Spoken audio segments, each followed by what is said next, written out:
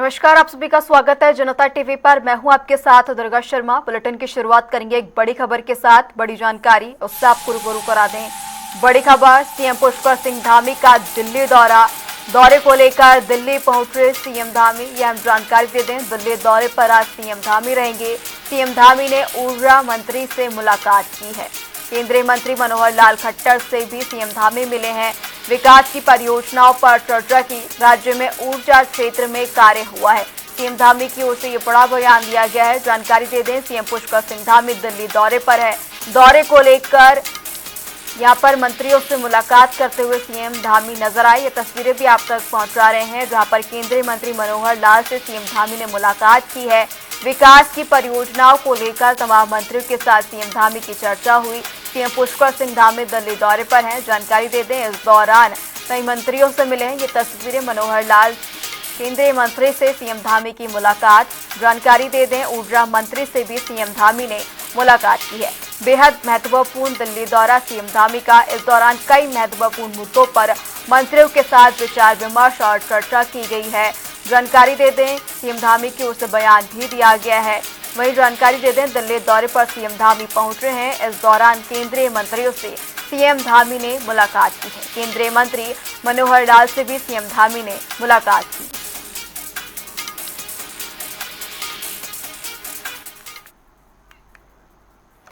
सावन के पहले सोमवार से गंगोत्री धाम में कावड़ यात्रा ने रफ्तार पकड़ ली है। पवित्र भागीरथी में स्नान और पूजा अर्चना के बीच सैकड़ों श्रद्धालु गंगा जल भरकर अपने अपने शिवालयों के लिए रवाना हो रहे हैं। गंगा घाटों पर श्रद्धालुओं की भारी भीड़ और बम बम के जय घोष से पूरा क्षेत्र भक्तिमय हुआ। प्रशासन और मंदिर समिति ने सुरक्षा और सुविधाओं के व्यापक इंतजाम किए हैं। आने वाले दिनों में डाक कावड़ियों की संख्या बढ़ने की भी संभावना जताई गई है। जय गंगा मैया। धीरे धीरे जो गंगोत्री धाम में कावड़ की जो है भीड़ बढ़ने लग गई है। कावड़ी यहाँ पर आ रहे हैं और माँ भगवती गंगा जी का गंगा जल भर करके भगवान भोलेनाथ को गंगा जल चढ़ाएंगे। अभी जो यहाँ पर जो कावड़ी आ रहे हैं वो पैदल जाएंगे और कुछ समय बाद यहाँ पर जो डाक कावड़ के रूप में हजारों की संख्या में लोग आएंगे, यहाँ से गंगा जल भरेंगे और 11 तारीख को शिवरात्रि के पावन पर्व पर भगवान भोलेनाथ को गंगा जल चढ़ाएंगे। माँ भगवती गंगा जी सबको सुखी रखे, सब संपन्न रहे और यात्रा निर्विघ्न चलती रहे और माँ गंगा जी की सब पे कृपा बनी रहे। जय माँ गंगे, हर हर गंगे।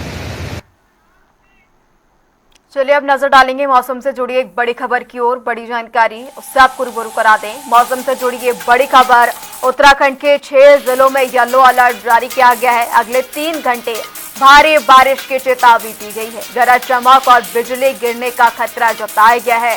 मौसम विभाग की ओर से अलर्ट जारी किया गया है। केदारनाथ, बद्रीनाथ समेत कई क्षेत्रों में अलर्ट जारी किया गया है। नदी नालों और भूस्खलन क्षेत्रों से दूर रहने की सलाह दी गई है। खराब मौसम में अनावश्यक यात्रा से बचने की अपील की गई है। ये तमाम एडवाइजरी लोगों के लिए जारी की गई है। नदी नालों और भूस्खलन से दूर रहने की सलाह दी गई है। वहीं खराब मौसम में अनावश्यक यात्रा से बचने की भी अपील की गई है। जानकारी दे दें, उत्तराखंड में येलो अलर्ट जारी किया गया है। 3 घंटे भारी बारिश की चेतावनी जारी की गई है। हरिद्वार में सभी स्कूल बंद रहेंगे। एहतियातन तौर पर प्रशासन और आपदा तंत्र अलर्ट मोड पर नजर आ रहा है। जानकारी दे दें, नदी नालों और भूस्खलन क्षेत्रों से दूर रहने की सलाह दी गई है। खराब मौसम में अनावश्यक यात्रा से बचने की भी अपील है। देहरादून की नदियां उफान पर नजर आ रही है।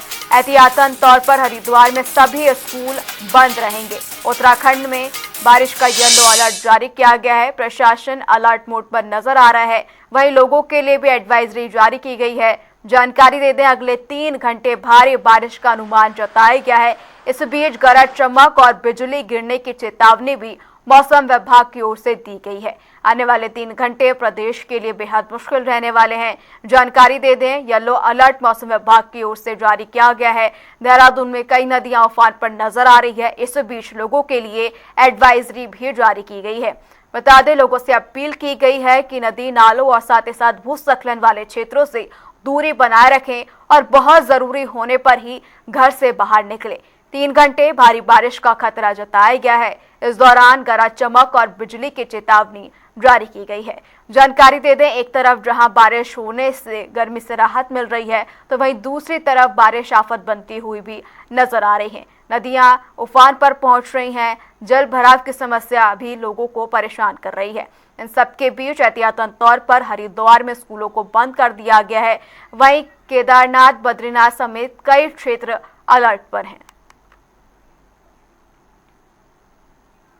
जानकारी दे दें, मौसम विभाग की ओर से प्रदेश में बारिश को लेकर अलर्ट जारी किया गया है। अगले 3 घंटे भारी बारिश की संभावना जताई गई है। वहीं उत्तराखंड में 6 जिले जिनको येलो अलर्ट जारी किया गया है।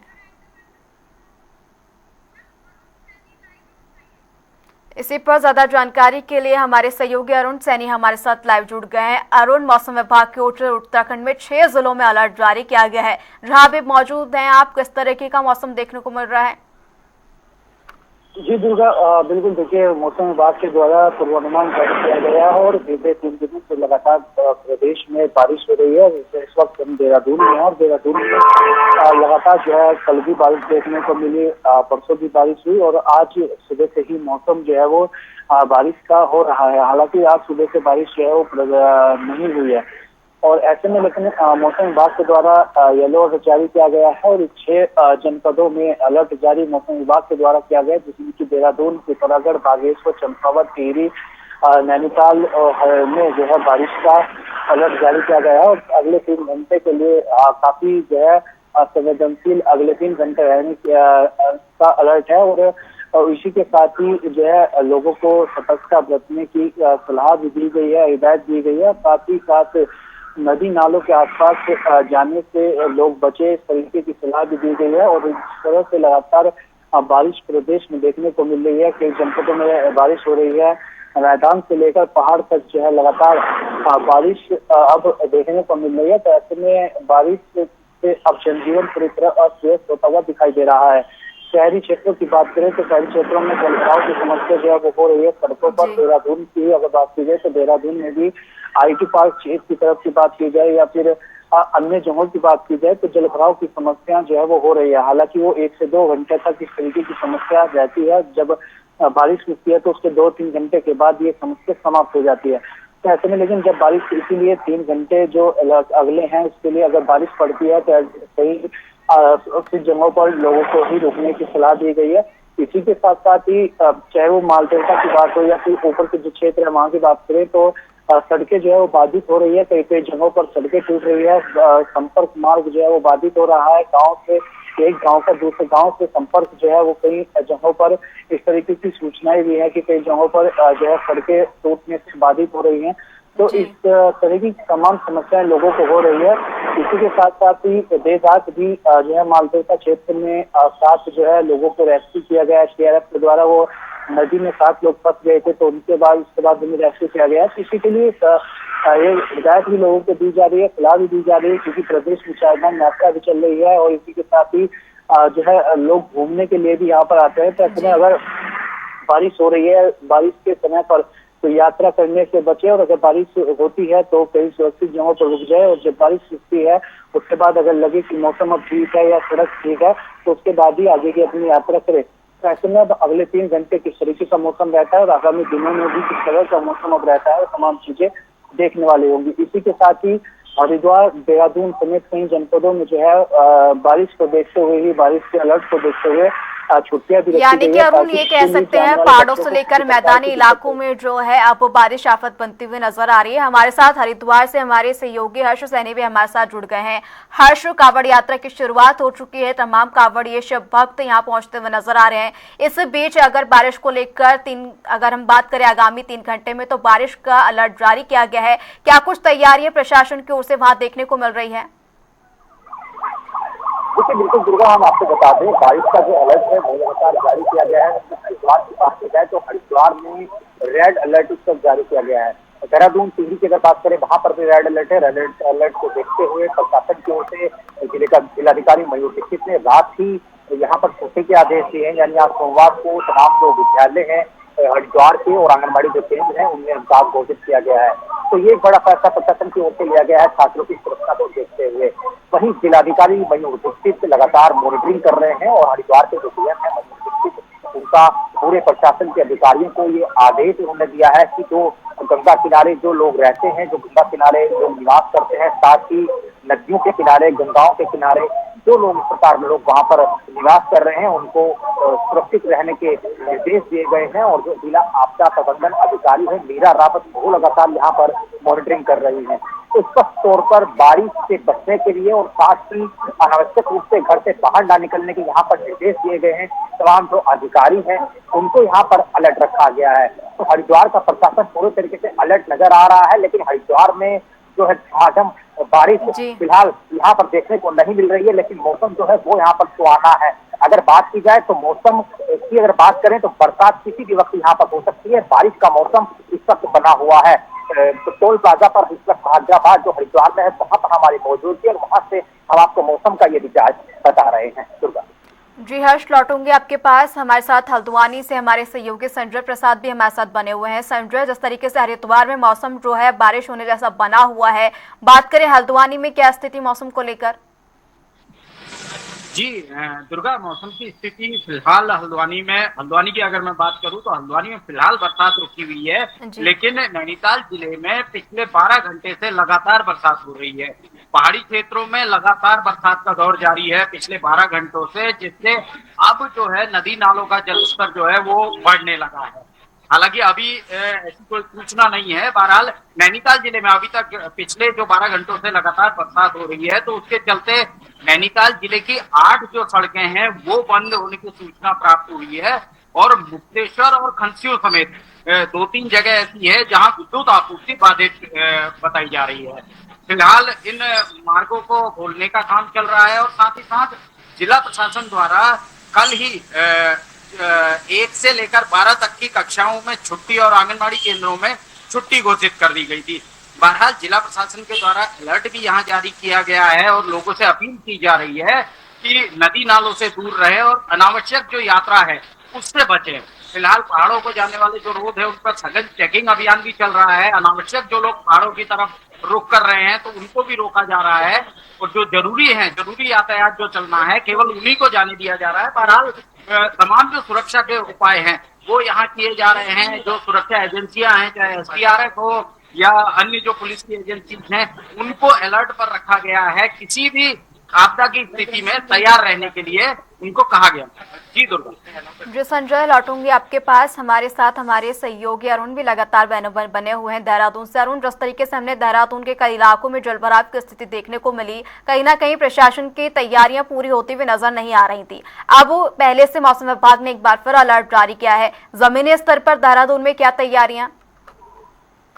जी बिल्कुल, देखिए जिस तरह से बारिश हो रही है तो ऐसे में बारिश से पहले ही मानसून सीजन जो शुरू हुआ था उससे पहले ही मुख्यमंत्री पुष्कर सिंह धामी कई बार बैठक ले चुके हैं और समीक्षा बैठक की है। आपदा प्रबंधन विभाग हो या फिर अन्य विभाग हो, जो यात्रा से संबंधित विभाग है, उनकी भी बैठक मुख्यमंत्री पुष्कर सिंह धामी ने ली थी। तो ऐसे में सभी को 24 मानसून सीजन में 24 घंटे अलर्ट मोड पर रहने के निर्देश भी दिए गए थे। और अगर कहीं इस तरीके की समस्या होती है या कहीं पर जो है लैंडस्लाइड होती है या अन्य समस्या होती है तो वहां पर तुरंत एकदम रिस्पांस टाइम बढ़ाया जाए, तुरंत एकदम वहां पर रेस्क्यू टीमें भेजी जाए। स्थिति को लेकर निर्देशित भी मुख्यमंत्री पुष्कर सिंह धामी ने किया था। तो ऐसे में आपदा प्रबंधन विभाग पूरी तरह से अलर्ट मोड पर रखा गया है और जो भी वरिष्ठ अधिकारी हैं उन्हें भी अलर्ट मोड पर रखा गया है ताकि किसी प्रकार की कोई दिक्कत परेशानी किसी भी जो है जो यात्री यहाँ पर पहुंचे हुए हैं, जो स्थानीय लोग भी हैं या जो पर्यटक यहाँ पर पहुंचे उन्हें किसी प्रकार की दिक्कत परेशानी का सामना न करना पड़े।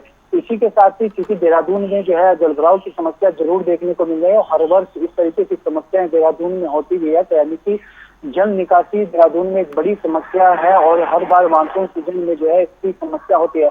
हालांकि इसको लेकर एक ड्रेनेज प्लान तैयार करने की बात लगातार होती रही है, लेकिन अब तक वो ड्रेनेज प्लान कितना जो है वो तैयार हुआ है अभी तक, आगे कब तक ये समस्या निवारण इसका होगा और कब तक प्रदेश में जिस तरीके से देहरादून की अगर बात की जाए प्रदेश के की राजधानी है, तो अगर यहाँ भी बात की जाए तो ड्रेनेज सिस्टम कब तक सही होता है और अगली बरसात तक किस तरीके के हालात बनते हुए दिखाई देते हैं, तमाम चीजें देखने वाली हैं।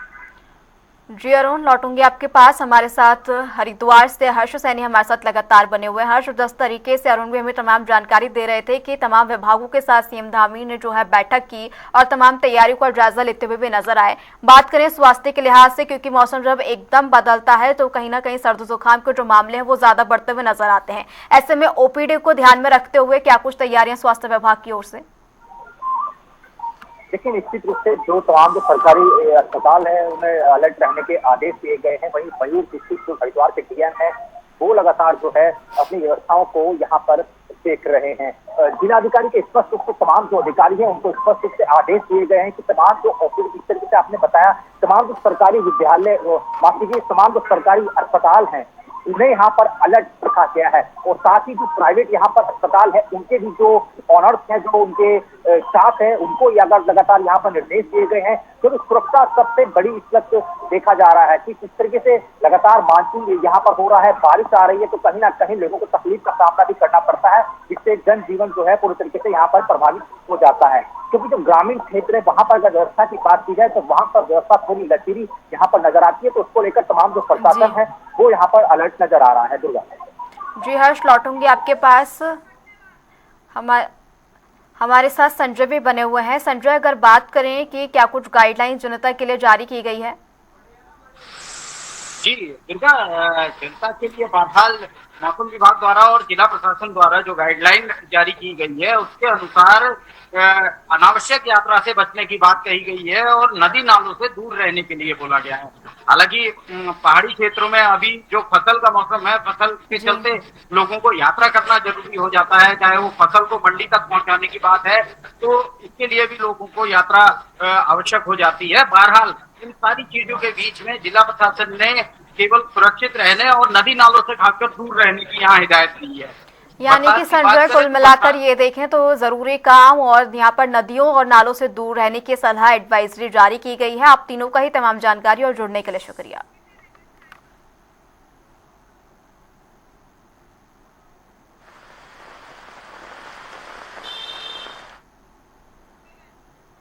उत्तरकाशी में लगातार बारिश के चलते गंगोत्री और यमुनोत्री राष्ट्रीय राजमार्ग कई स्थानों पर भूस्खलन की चपेट में आ गए हैं।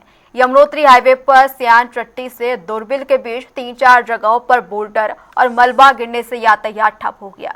वहीं गंगोत्री राष्ट्रीय राजमार्ग डबरानी के पास मलबा आने से बंद हो गया। वहीं नेशनल हाईवे बड़कोट और BRO की टीमें मौके पर पहुंचकर मलबा हटाने और दोनों मार्गों को जल्द सुचारू करने में जुटी हुई है।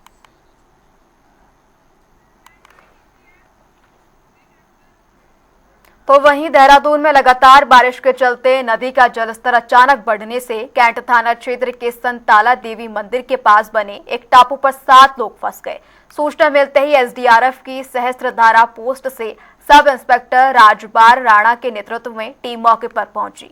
तेज बहाव और बढ़ते जलस्तर के बीच SDRF ने स्थानीय पुलिस के साथ संयुक्त रेस्क्यू अभियान चलाकर सभी फंसे लोगों को सुरक्षित निकालने की कार्रवाई शुरू की।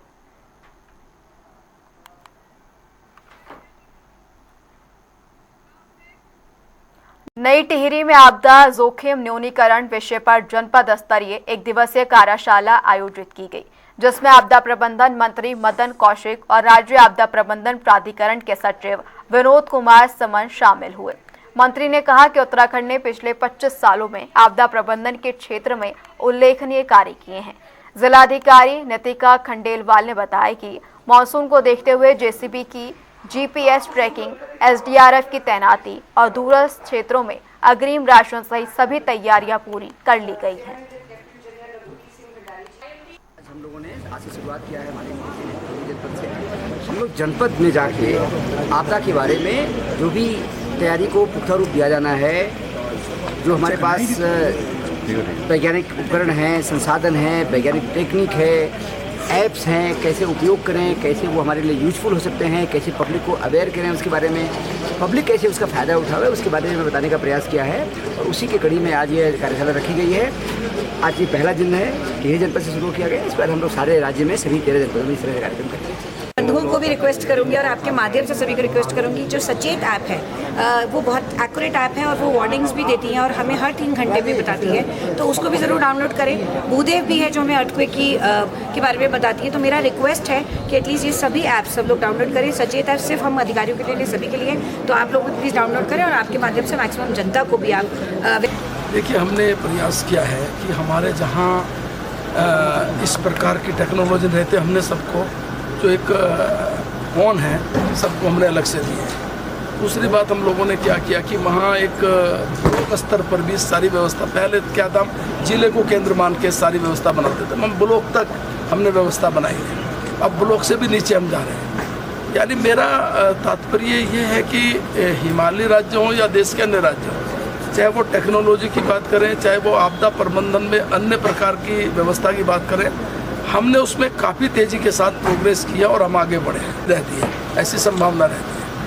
और राज्य में अलग प्रकार की भी व्यवस्था रहती है। जी हम कहेंगे तो हरिद्वार जैसी जगह में अब 3-4 करोड़ कांवड़ियाँ आएंगे, वो भी एक अलग से व्यवस्था रहती है। अगर हम कहेंगे 4 धाम यात्रा हमारी इस प्रकार की है, तो हम इन सबको ध्यान में रखते हुए जो हमारा डिपार्टमेंट है, जो आपदा प्रबंधन की दृष्टि से हमने सारे काम किए। आज यह 1 दिवसीय कार्यशाला टिहरी में आयोजित हो रही है, लेकिन ये हम 13 जनपदों में कर रहे हैं। आज यहाँ से हम लोगों ने शुरुआत की है, तो यहाँ हमारे जितने अधिकारीगण हैं या अन्य लोग हैं, उन सबको एक एक करके हम सारी चीज़ें बताएंगे हमें क्या करना है।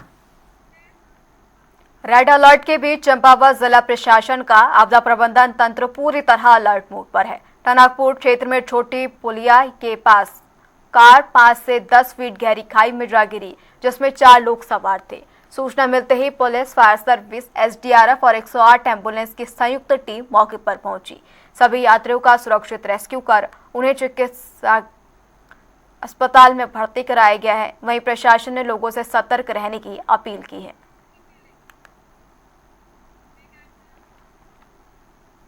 उत्तराखंड क्रांति दल ने मिशन 2027 के तहत खटीमा में चुनावी तैयारियों को लेकर प्रेस कॉन्फ्रेंस की। जिलाध्यक्ष हरेंद्र प्रसाद उत्तराखंडी ने कहा कि राज्य गठन के 26 साल बाद भी जनता की अपेक्षाएं पूरी नहीं कर पा रहा और राष्ट्रीय दल स्थानीय मुद्दों की अनदेखी कर रहे हैं। उन्होंने भू कानून, रोजगार, शिक्षा, स्वास्थ्य, पलायन और महिला सुरक्षा को प्राथमिकता बताते हुए सभी 70 सीटों पर चुनाव लड़ने का दावा किया। खटीमा से संभावित प्रत्याशी रोहित भट्ट ने जनसंपर्क अभियान तेज कर स्थानीय मुद्दों पर चुनाव लड़ने की बात कही। देखिए, इस समय जो 26 साल हो गए हैं दोनों पार्टियों को बारी बारी से राज करते हुए, तो कहीं ना कहीं उत्तराखंड की जनता जो है उनसे त्रस्त है, परेशान है और हर मामले में ये जो सरकार है इस समय फेल साबित हुई है। कहीं पर भी इसका कोई भी कार्यक्रम ऐसा नहीं हुआ है कि जो कोई तारीफ हो।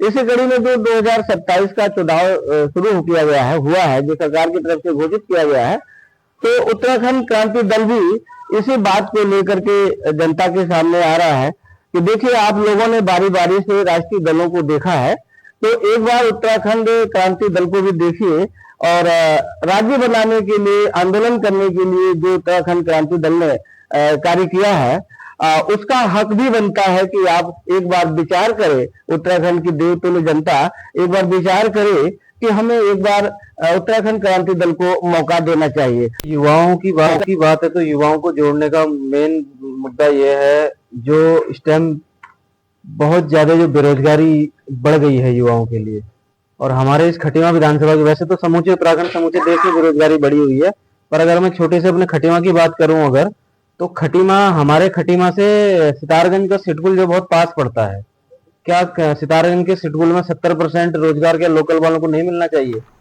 क्या ये नीति नहीं बननी चाहिए थी? राज्य में अगर हमारा सिटकुल है तो स्थानीय युवाओं को 70% का रोजगार क्या सिटकुल में नहीं मिलना चाहिए? फिलहाल उत्तराखंड की खबरों में इतना ही, रुकेंगे एक छोटे से ब्रेक के लिए।